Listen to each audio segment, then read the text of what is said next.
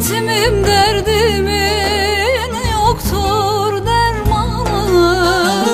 Herkesin bir ağlayanı var ardında. Ya benim kimim var dağlar oy dağlar. Herkesin bir ağlayanı var ardında. Ya benim kimim var dağlar oy dağlar.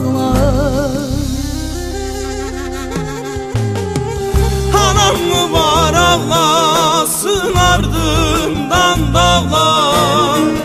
Bacım var ağlasın ardından dağlar.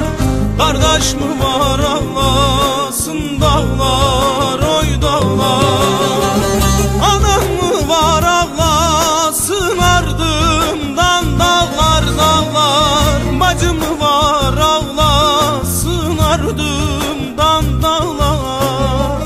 Kardeş mi var ağlasın dağlar oy dağlar.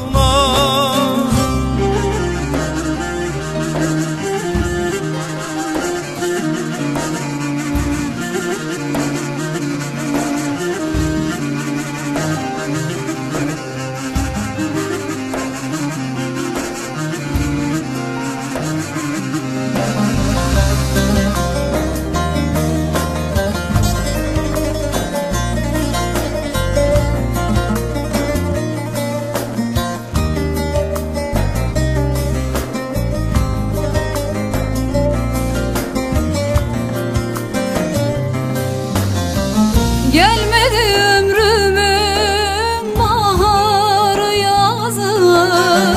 Sargı tutmaz oldu benim yaramı.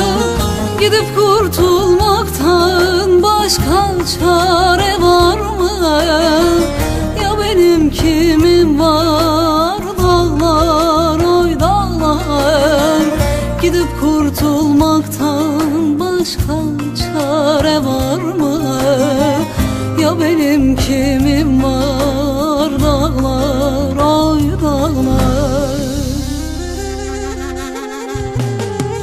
Anam mı var ağlasın ardından dağlar.